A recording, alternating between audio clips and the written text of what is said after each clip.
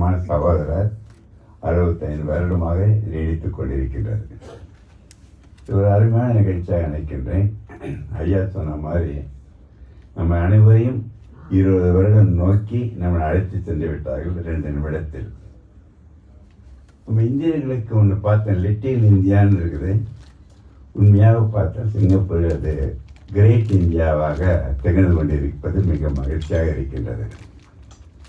இந்தியர்களுக்கு ஒரு தனித்தன்மை, எந்த நாட்டிற்கு சென்றாலும் சரி அவர்கள் தன்னை தனிமைப்படுத்தி கொள்ளாமல் அந்த நாட்டுடன் சேர்ந்து அவர்கள் வளர்ச்சி அடைவதற்கு முன்பு அந்த நாட்டின் வளர்ச்சியை கருத்தில் வைத்து கொண்டு நாட்டையும் வளர வைத்து நம்மை வளர வைப்பதுதான் இந்திய மக்களுடைய தனி பண்பாடு என்று நினைக்கின்றேன். அதனுடைய ப்ரூஃபாக இருப்பதால் தான் நாம் எந்த நாட்டுக்கு சென்றாலும் சரி நம்மளை அனைவரும் ஏற்றுக்கொள்வார்கள். நம்மளுடைய குணம் அதுபட்டது. அருமையான புஸ்தகம், ரொம்ப வாழ்த்துக்கள் எனக்கு. என்னுடன் சொக்கலிங்கத்திற்கு 81 வயதாகிவிட்டது. ஆனால் பேசும்போது 30 வயது மாதிரி இருக்கின்றேன். ஐயா சிதம்பரம் ஐயாவுடைய உறவினர் அனைவருக்கும் சொக்கலிங்கம் மருத்துவர், அவருடைய மருமகளுக்கும் என்னுடைய மாணவியாக இருந்து எனக்கு சிறப்பை சேர்த்து கொண்டிருப்பது அவருடைய மருமகள் ஸ்ரீநிதி, அருமையான டாக்டர். இவர்கள் அனைவரும் என்னை மகிழ்ச்சியாக வைத்துக் கொண்டிருப்பதால் தான் சொக்கலிங்கத்திற்கு வயது குறைந்து கொண்டே இருக்கின்றது நினைக்கின்றேன். இங்கே இருக்கின்ற என் உறவினர்கள் பார்ப்பது அனைத்தும் மிக்க மகிழ்ச்சி. ஒன்றே சொல்ல வேண்டும், இதுவரை 20 வரைக்கும் மேலே போயிருப்போம் நினைக்கிறேன் சிங்கப்பூர். பல முறைகள், பல கான்ஃபரன்சஸ். அனைத்து நேரமும் நான் போகிற இடமெல்லாம் என்னால் மக்களுக்கு எப்படி பயனடைய முடிய வேண்டும். அந்த புஸ்தகத்தை அருமையாக சொல்லிட்டாங்க. முதல்ல ஃபோனில் எல்லாம் பேசியிருக்காங்க. ஐயா சிதம்பரம் ஐயாவுடைய அந்த கருத்துக்கள் ரொம்ப ஆழமானது. தமிழ்வாணன் இருக்கார், அவருடைய அப்பாக்கே சொக்கலிங்கம் தான் டாக்டராக இருந்தேன். 60 வருடங்களுக்கு முன்பு. ஒரு அற்புதமான மனிதர்கள் இவர்கள் அனைவருமே. எனக்கு கிடைத்த ஒரு வாய்ப்பாக நினைக்கின்றேன். இந்த சிந்தனை, சொல், செயல் ஒருவன் இயக்கிக் கொண்டிருப்பது அது மட்டும்தான். சிந்தனை சீராக, சொல்லுகின்ற சொல் சீராக, அது எழுத்து வடிவமாக வருவதுதான் செயல். அதன் புஸ்தகங்கள். Once you going to write down. இப்போ ரிலீஸ் பண்ணியிருக்காங்க. அது பல வருடங்கள், ஈவன் 1000-2000 வருடங்கள் கூட இந்த புஸ்தகம் பேசப்படலாம். எனக்கு என்ன ஒரு ஆச்சரியம் என்றால், சிங்கப்பூர் நாடு தனிமையாக வந்தது 1965, 60 வருடங்களுக்கு முன்பு. அப்போ முதல் முறையில் செல்லும் பொழுது ரொம்ப கஷ்டமான கஷ்டத்தில் வாழ்ந்திருந்தார்கள். 60 வருடத்திற்குள் அந்த சிறிய நாடு ஒரு வல்லரசு நாடாக, உலகத்தில் வளர்ந்த நாடாக திகழ்வதற்கு காரணம் அங்கு ஆட்சி செய்பவர்கள் மக்கள் இணைந்து இருவரும் வேறுபாடு இல்லாமல் வாழ்வதால் தான் நாடு முன்னேறி கொண்டே இருக்கின்றது. அதான் ஐயா குறிப்பிட்டு சொன்னார், வருத்தத்தையும் தெரியப்படுத்தினார். கட்டாயம் முடியும். நாம் அவர்களோட பல மடங்கு வளர்வதற்கு வாய்ப்பு நம் அனைவரும் ஒன்று சேரும் பொழுது மட்டும்தான். ஒரு அற்புதமான நாடு அது. நீங்கள் பார்த்தீங்கன்னா பிரமிக்க வைக்கும் ஒவ்வொன்றும் சரி. அதனால அங்கே இருக்கிறவங்கள பார்த்தீங்கன்னா நாட்டு மக்களுக்காக, உலக மக்களுக்காக வாழ்ந்து கொண்டிருக்கின்றார்கள். அதை விட மிக முக்கியம் ஒரு சின்ன கருத்து இந்த நூலை எழுதியிருக்காங்க. இது ஊசியுடன் ஒப்பிட விரும்புகின்றேன்.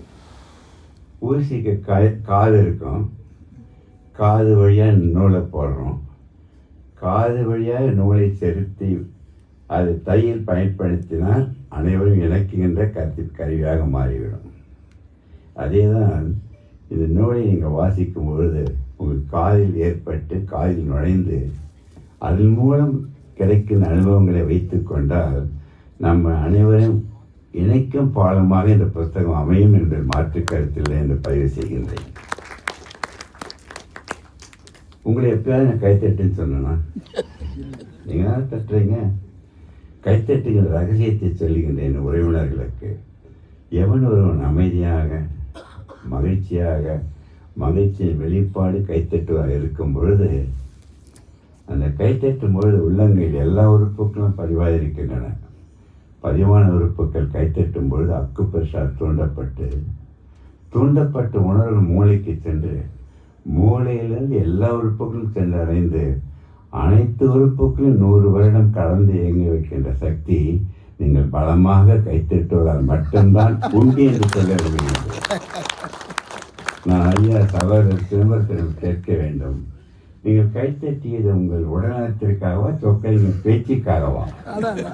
இங்கு உண்மையானவர்கள் அதற்கும் இரண்டிற்கும் என்பது சொல்வதில் மாற்று கருத்தில்லை. எவன் ஒருவன் தன் மகிழ்ச்சியை இழக்காமல் இருக்கின்றார்களோ, இங்கு அரங்கத்தில் இருப்பவர்கள் குறைந்தது 100 வருடம் வரை சொக்கலிங்கத்திடம் உறவினர் இருப்பீர்கள் தவிர என்னுடைய பேஷண்டாக வர வாய்ப்பே இல்லை என்று மகிழ்ச்சியுடன் பதிவு செய்கின்றேன்.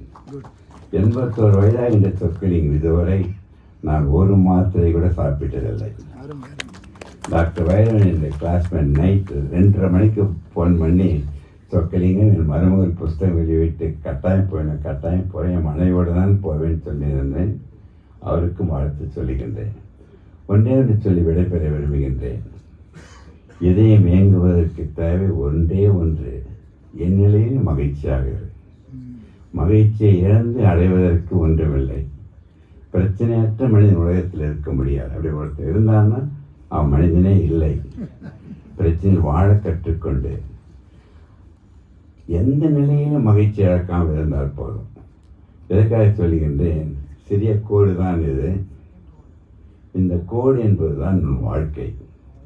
வாழ்க்கை என்பது நம் கையில், நம்பிக்கையில், தன்னம்பிக்கையில், மூளை நம்பிக்கை அற்று இந்த உயிரினம் தெய்வம் உடலினம் ஆலயத்தில் மட்டும்தான் இயங்க முடியும். இதை 3 ஊக்களாக உலக மக்களுக்கு சொல்லிக் கொண்டிருக்கின்றேன். இந்த 3 ஊக்கள் நான் சொன்ன கூடவே சொன்னீங்களா? தயவு செய்து சொல்லலாம். உணர்வு, உணவு, உடற்பயிற்சி. இந்த 3 ஊக்களை 60 வருடமாக சொக்கலிங்கம் 3 தாரக மந்திரங்களாக உலக மக்களுக்கு சொல்லிக் கொண்டிருக்கின்றேன். அடுத்த வாரம் சிங்கப்பூர், மலேசியா போகிறேன். அப்புறம் கம்போடியா, பல நாடுகளுக்கு சென்று கொண்டிருக்கின்றேன். சொல்லுகின்ற 3 மந்திரங்கள் நீங்கள் அனைவரும் சேர்த்து சொல்றீங்களா? எண்ணுகின்ற எண்ணம் சீராக, உண்ணுகின்ற உணவு சீராக, சீரான உடற்பயிற்சி. இந்த 3 தாரக மந்திரங்களை உலக மக்கள் கடைப்பிடிக்க ஆரம்பித்து விட்டார். சொக்கலிங்கம் போன்ற டாக்டர்களுக்கு வேலையே போய்விடும். எல்லா மருத்துவக் கல்லூரிகளும் மருத்துவமனைகளும் கட்டாயம் நாம் மூடிவிட முடியும். ஆனால் கடைப்பிடிக்க தவறிவிடுகின்றோம். அதான் சொல்லுகின்றேன், மனிதன் அமைதியாக இருப்பது. இந்த முனை என்பது கருவறை, இந்த முனை என்பது கல்லறை.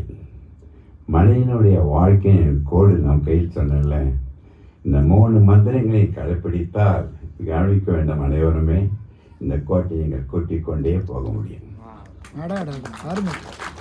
இல்லை சொற்களையும் சொல்றது கேட்க மாட்டேன்னு சொன்னீங்கன்னா அதை குறைத்துக் கொண்டு 20-25 வயதில் மகிழ்ச்சியாக இறந்து விட வேண்டும்.